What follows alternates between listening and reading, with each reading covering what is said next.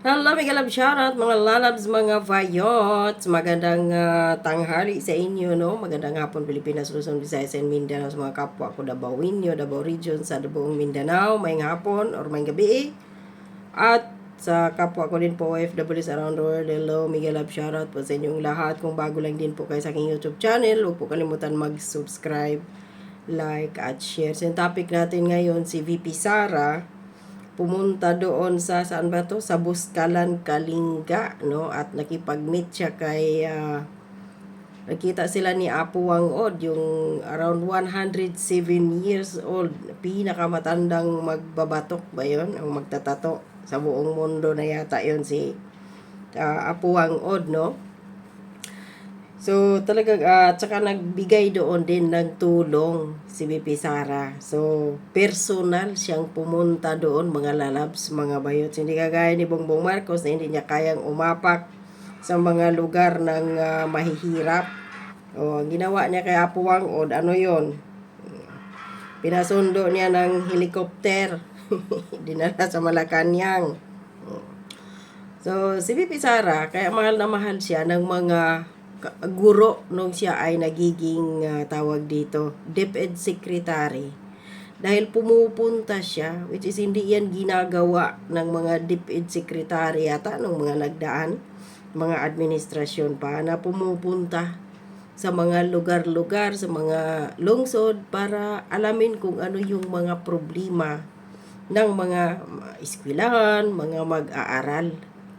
So, ginawa po yan ni VP Sara. So, nung wala na siya sa DepEd, so, nagiging normal na lang siya na Vice President, ika nga spare tire. Hintay lang kung kailan mamatay ang presidente. Parang malapit na eh. Kaya, tinutudo na ngayon no, si VP Sara ipapa-impeach kung ayaw kung dalawang opsyon ni BP Sara, kung hindi daw bababa sa pwesto, ipa-impeach siya. Dahil bakit? Parang tama nga siguro yung ating iniisip, mga lalabs, mga bayots, na kapag ma-impeach si BP Sara, automatic yan, pipiliin ng Kongreso at ni Bongbong Marcos si Martin Romualdez maging vice presidente.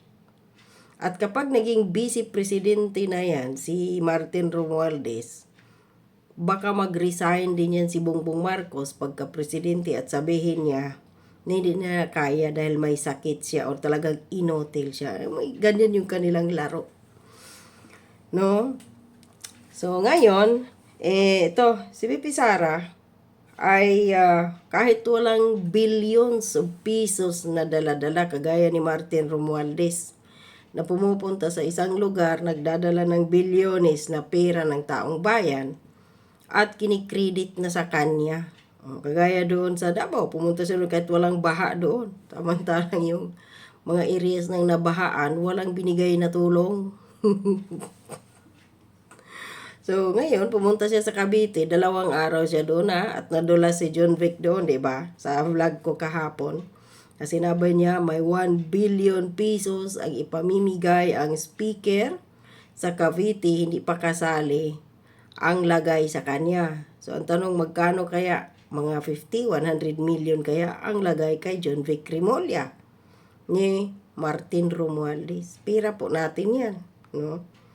So, si VP Sara, kahit ganon, kahit konti, binawasan ang kanyang pondo, ang kanyang budget sa OVP for 2025, 733 million na lang, pero patuloy pa rin. Sabi nga niya, kahit zero pa yan ng Congress, wala siyang pakialam, patuloy pa rin siyang magtatrabaho.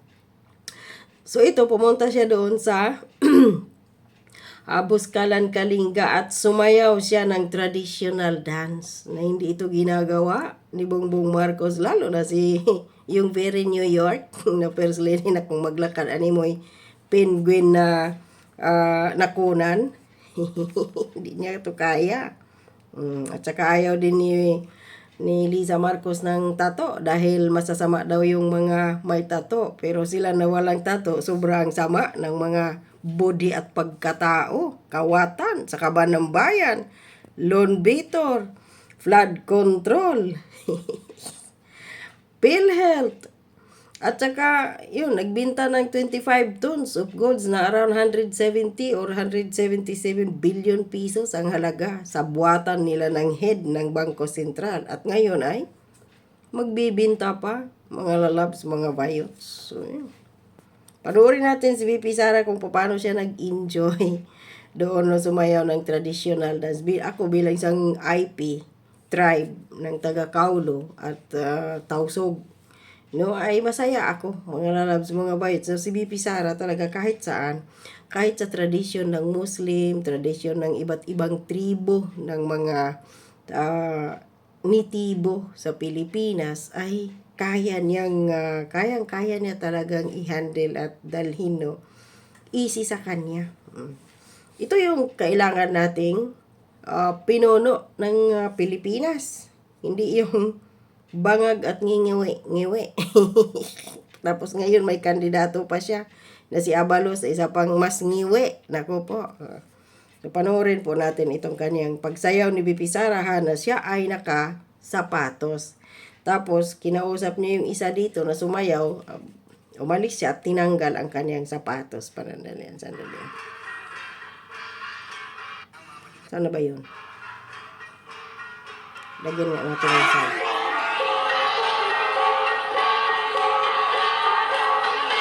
Ayun o, tinanggal niya yung sapatos niya. Tsaka medyas at nagpaa.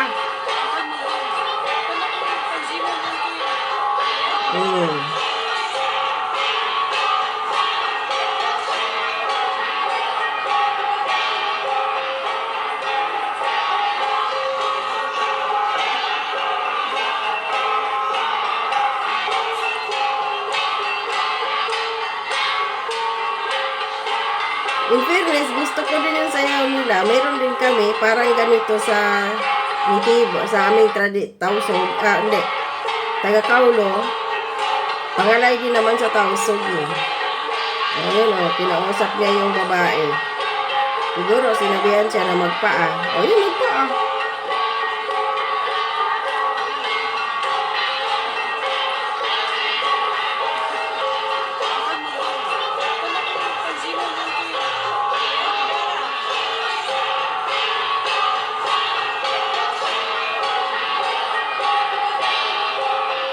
O, isa pa yung suot ni VP Sara.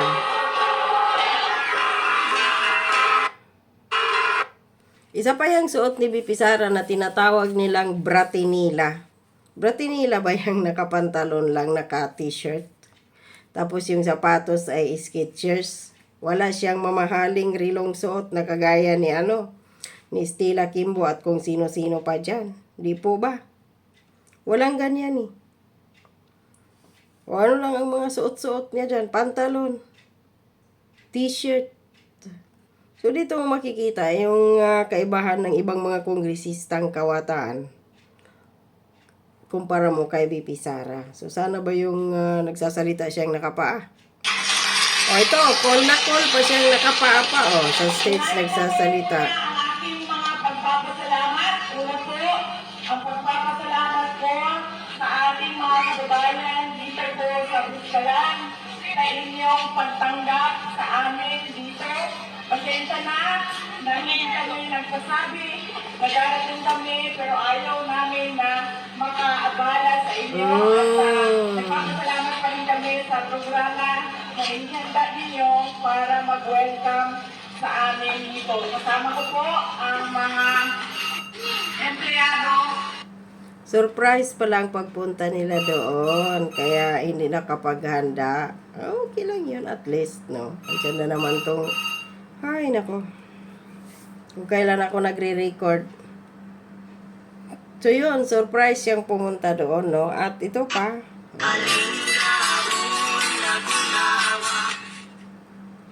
Ayan, oh. Oh, cool lang si VP Inday, oh, na nagpatato siya sa kay Apuang Od. Laki ng ngiti ni VP Inday. O, diba? So, ano kaya doon ang gagawin ni Kukak? Pupunta kaya siya doon? At tawag dito? magpatato din kaya si Kokak at sasayaw doon kasi inggitira yun eh. Nung naging reservist si BP Sara, abay, ewan ko, nagbayad din siguro doon sa sa PCG, nagiging Vice Admiral. Tapos pag may mga baha, hindi siya mahagilap, nagtatago sa mga bato si Kokak ang napalaka.